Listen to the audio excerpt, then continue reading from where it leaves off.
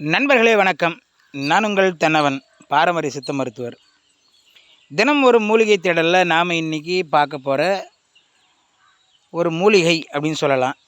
கண்டிப்பாக சித்த மருத்துவத்திலையும் யுனானி ஆயுர்வேதிக்கில் பார்த்திங்கன்னா இதை ஒரு மூலிகையாக தான் பயன்படுத்துகிறாங்க. இதனுடைய பெயர் உங்களுக்கு எல்லாருக்கும் தெரிஞ்சிருக்கும். நான் என்ன காட்டிகிட்ருக்கேன்னு உங்களுக்கு நீங்கள் பார்த்தாலே புரியும்னு நினைக்கிறேன். இது கொள்ளு, அதாவது உழுவல் அப்படின்னு சொல்லுவாங்க.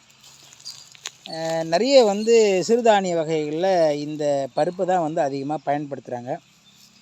குறிப்பாக குதிரைக்கு கொள்ளு அப்படின்னு சொல்லுவாங்க. குதிரைகளுக்கு அதிகமாக இதை பயன்படுத்துவாங்க. ஏன் அப்படின்னு சொல்லி ஒரு காரணம் இருக்குது.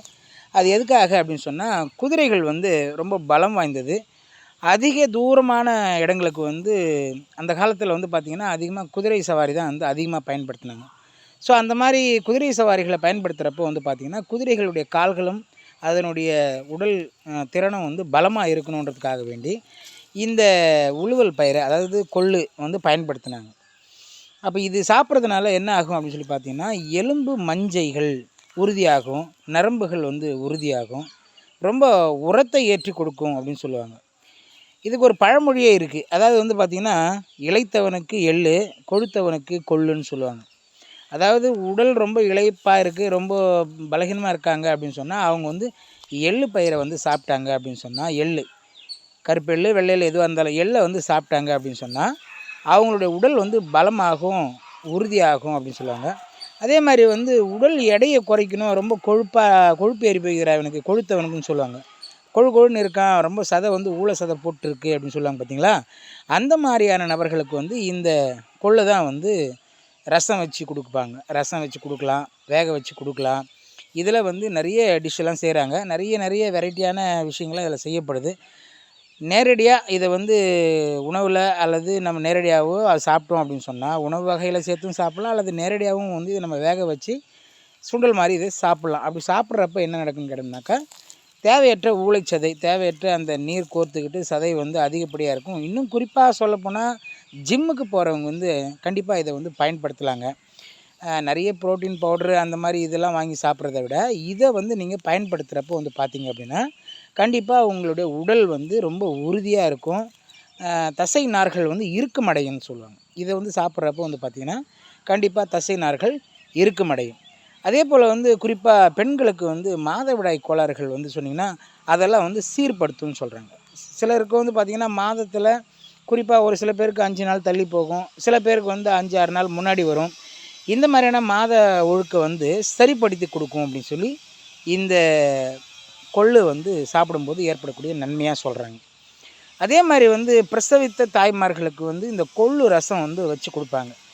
ஏன் அப்படின்னு சொல்லி சொன்னோம்னா, கர்ப்பப்பையில் இருக்கக்கூடிய அழுக்கு வெளியேறதுக்காக வேண்டி அன்றைய நம்மளுடைய மூதாதையர்கள் தாய்மார்கள் பெண்களுக்கு, பிரசவித்த பெண்களுக்கு இந்த கொள்ளு ரசம் வச்சு கொடுக்குறப்போ, கூடுதலாக இன்னொரு விஷயம் என்னன்னாக்கா, பிரசவித்த பெண்களுக்கு பார்த்திங்கன்னா உடல் பலகீனப்பட்டிருப்பாங்க, ரொம்ப சோர்வாக இருப்பாங்க, களைப்பாக இருப்பாங்க. அந்த மாதிரியான நபர்களுக்கு இதை கொடுக்குறப்போ பார்த்திங்கன்னா அவங்களோட உடல் உரம் மிக்கு ரொம்ப உறுதியாகும், அவங்களுடைய உடல் தசைநார்கள்லாம் இறுக்கமடையும், நல்லா வலுவாக இருப்பாங்க அப்படிங்கிறதுக்காக வேண்டி தான் இதை கொடுத்துருக்காங்க. இதை பெண்களுக்கு, பிரசவித்த தாய்மார்களுக்கு இதை ரசமாகவும் மற்ற மாதிரியாகவும் செஞ்சு கொடுத்துருக்காங்க.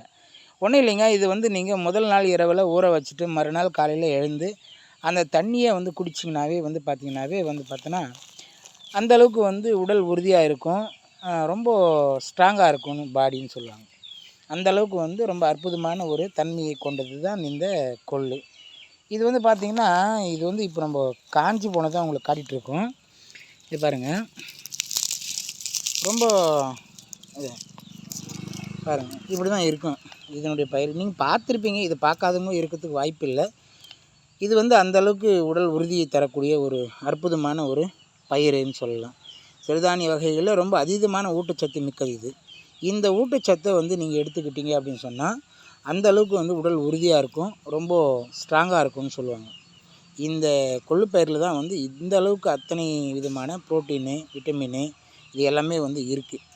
நம்ம அன்றாடம் பருப்பு வகைகளில் நிறைய சாப்பிட்ற பருப்பு வகைகளை காட்டிலும் இந்த பயிர் இந்த பருப்பு வகை அதீதமான ஊட்டச்சத்து மிக்கது இது. இது முதல் நாள் இரவில் நீங்கள் ஊற வச்சுட்டு மறுநாள் காலையில் எடுத்து அந்த தண்ணியை வடிகட்டிட்டு புதிய தண்ணி போட்டு நல்லா வேக வச்சு நீங்கள் சாப்பிட ஆரம்பிச்சிங்க அப்படின்னு சொன்னால் வேக வச்சு சுண்டலாகவும் சாப்பிட்லாம். அதே மாதிரி வந்து நாம் இதை கடைஞ்சியும் சாப்பிட்லாம். அந்த மாதிரி செய்கிறப்போ வந்து பார்த்திங்கன்னா இதனுடைய தன்மை நமக்கு நேரடியாக கிடைக்கும். முதல் நாள் இரவில் ஊற வச்ச அந்த பயிரினுடைய தண்ணியை குடிக்கிறப்போ வந்து பார்த்திங்கன்னா உங்களுடைய சிறுநீர் கற்கள் குறைவதற்கான வாய்ப்பு இருக்குது அப்படின்றாங்க. நீங்கள் 8 mm இருக்குது 7 mm இருக்குதுன்னு சொல்லிட்டு நிறைய பேர் யூரின் பாஸ் பண்ண முடியாமல் ரொம்ப கஷ்டப்பட்டுட்டு இருப்பாங்க.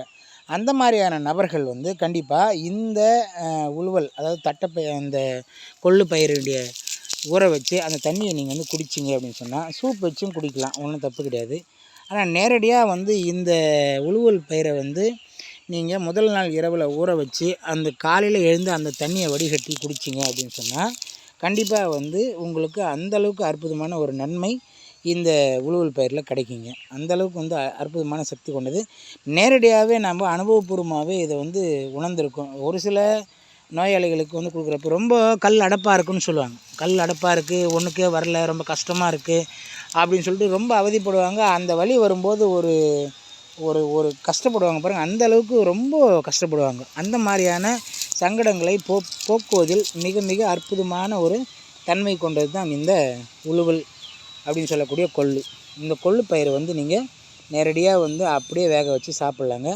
நீங்கள் எவ்வளோ காய்ச்சலான ஒரு கொள்ளு பயிரை நீங்கள் வாங்கிட்டு வந்தீங்கன்னா கூட 2-3 விசில் குக்கரில் விட்டிங்கன்னா ரொம்ப சூப்பராக அது வந்து வெந்து போயிடும். அந்தளவுக்கு சூப்பராக இருக்கும். அதே போல் வந்து சுவையும் வந்து அதிகமானது. இது சாப்பிட்டீங்க அப்படின்னு சொன்னால் கண்டிப்பாக வந்து உங்கள் உடம்பில் இருக்கக்கூடிய அந்த எலும்பு மஞ்சைகள் மற்றும் நரம்புகள் எல்லாமே வந்து சுத்தப்படுத்தும். அதே மாதிரி வந்து அழகான வலுவான ஒரு உரமிக்க ஒரு உடல் தேர்ச்சியை வந்து கொடுக்கக்கூடியது. கால்நடைகளுக்கு அதிகமாக இதை கொடுக்குறாங்க. காரணம் என்னென்னு கேட்டிங்கன்னா நல்லா உறுதியாக இருக்கும் அப்படின்றதுக்காக வேண்டி தான். அந்த காலத்தில் அதிகமாக வந்து நடைப்பயிற்சி அல்லாத ராஜாக்கள் எல்லாம் வந்து பார்த்திங்கன்னா ராஜாக்கள், மந்திரிகள், அரசவையை சேர்ந்த நிறைய நபர்கள் வந்து குதிரைகளை பயன்படுத்தினாங்க. அந்த குதிரைகள் எப்பவுமே வலுவாக இருக்கணும், ரொம்ப ஸ்ட்ராங்காக இருக்குன்றதுக்காக வேண்டி அதிகமாக பயன்படுத்தின ஒரு தானிய வகைன்னு சொல்லி பார்த்தோம்னா குதிரைகளுக்கு இது தான் அதிகமாக கொடுத்துருக்காங்க. காரணம் இந்த கொள்ளுப்பயிரை சாப்பிடக்கூடிய குதிரைகள் வந்து அந்தளவுக்கு பலமாகவும் ஸ்ட்ராங்காகவும் இருந்திருக்கு. எத்தனை கிலோமீட்டர் தூரம்னா கூட பயணப்படுறதுக்கு அது ஏதுவாக இருந்திருக்கு. காரணம் இந்த பயிரை சாப்பிட்டதனுடைய விளைவு தான். அதனால் நேரடியாக நாம் இதை சாப்பிட ஆரம்பித்தோன்னா கண்டிப்பாக வந்து இந்த மாதிரியான விஷயங்கள் கிடைக்கும். கண்டிப்பாக வந்து கொழுத்தவனுக்கு கொள்ளுன்ற மாதிரி ரொம்ப அதீதமான ஊழச்சதை போட்டிருக்காங்க பார்த்தீங்களா, அந்த மாதிரியான நபர்களுக்கு, அதாவது வந்து அந்த தசை நார்கள் இருக்கும் இல்லாமல் தளர்வடைஞ்சு போயிருக்கும்.